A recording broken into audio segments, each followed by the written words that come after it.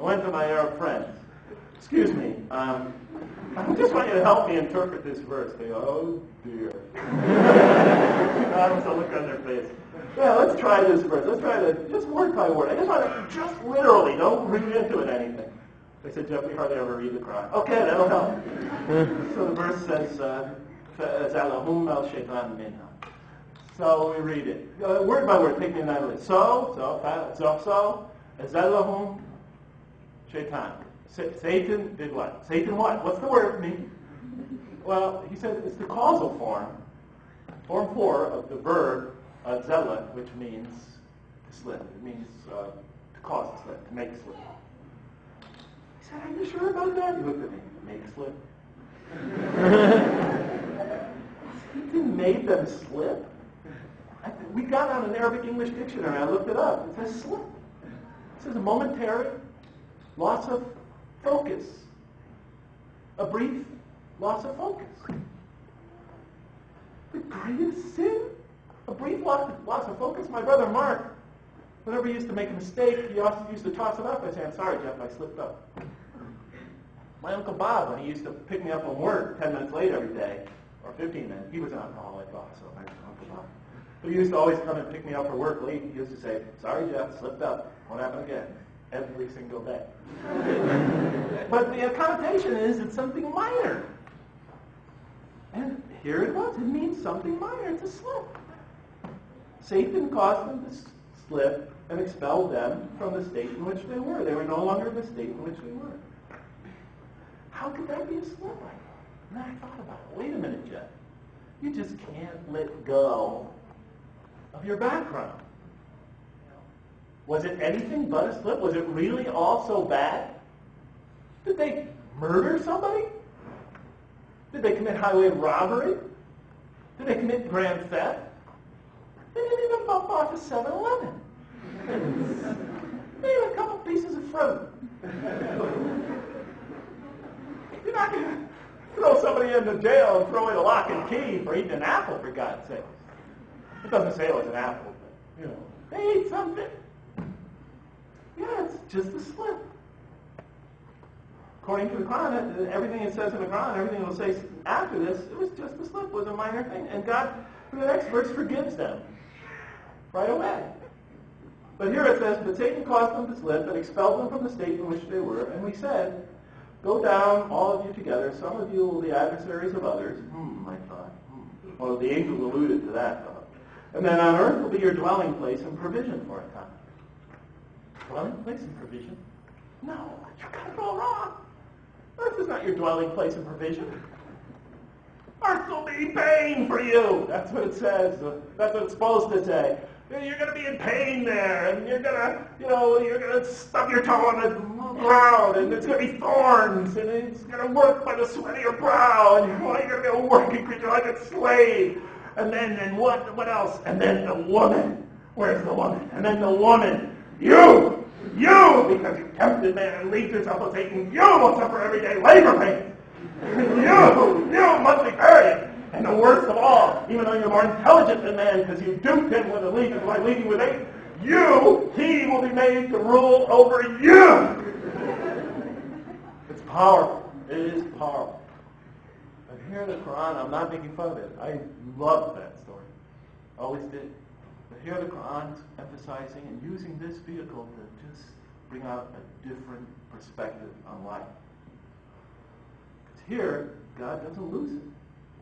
It's not even angry. It says, go you all down, some of you will be adversaries of others, and on earth will be your dwelling place and provision for a time. And dwelling place, the word the Quran uses for dwelling place, it's like a place of comfortable repose. The word that uses for provision, what a bad interpretation. It means like something that's enjoyable to eat, things that are enjoyable to dine on. On earth, it's not the words of an enraged deity. When I walked into the hotel yesterday and they said, Mr. Lang, your boat will be room 646, and for your provision, there will be a continental breakfast in the morning. I didn't go, what do you mean?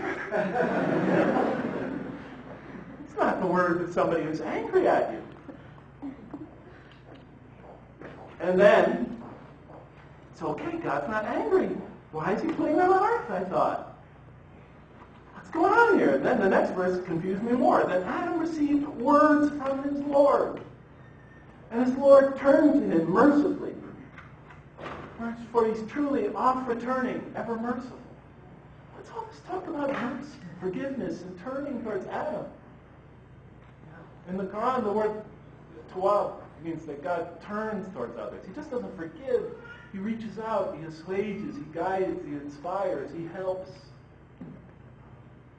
But in any case, Adam received words from his Lord, and he turned to him, for truly is oft returning and merciful. The next verse we find later in the Quran, it says it explicitly, he forgave them. And notice that most of the responsibilities we put on Adam. But in any case, God forgives them. Then okay, then why not just put them back into heaven? I turn to the next verse, and again, it emphasizes this going down business, but in case I thought that the Quran was saying that they're put down on earth as a punishment, once again, the Quran shows me a different light. It says, we said, go down from the state, all of you together, and truly there will come to you guidance from me. And whoever follows my guidance has nothing to fear, nor shall they grieve. God in this verse is comforting the humans. They made a mistake. They're now in this unfamiliar environment. They feel afraid. They feel remorse. They feel insecure. And what does God do? He reaches out to them and assures them, I know this is hard. I know you're afraid. But you have nothing to fear. Just follow my guidance. It'll come to you. It'll come to you in many forms. But whoever follows my guidance, they have nothing to fear, nor shall they grieve. It's like I sometimes say to my children, I know sometimes life is hard, but it is necessary. You need to go through this. This is how you grow. And I thought again, wait a minute, now he's definitely forgiving them. Okay, then put them back into heaven. You know? It's conflicting with my, the way I always thought about this. I mean, once, like for example, my daughter Jamila. I hope you don't mind me giving you a quick example. My daughter Jamila, and I'll try to tie this up in 25 minutes. Sorry it's taking so long. My daughter Jamila did something wrong. And she was 12 years old at the time. And I said to Jamila, Jamila, because of what you did, it wasn't that bad, it was still bad. I'm going to dock your allowance this month. Your $5. She said to me, she didn't say to me, she looked at me and the tears started streaming. My wife says I'm the biggest marshmallow in the world. And I am the biggest marshmallow. I look at the tears and go, all right. I forgive you. I forgive you, honey. Just, you don't have to cry. I realize, this is something you have to go through. I forgive you. Immediately the tears stop as if she turned them off with a thought. And then she looks at me and says, without skipping a beat, do I still get the $5? Typical Jamila. I said, no, now, wait a minute. I want you to learn from this, and I think it's important that I take what she interrupts me. Daddy, either punish me or forgive me. Punish me, don't give me the $5. You forgave me, give me the $5. My logic was unassailable. I go, okay, you got the $5. But okay, God forgives them. Put them back in heaven. Why not? Obviously, that's what he should do. And I thought about it. Wait a minute, Jeff.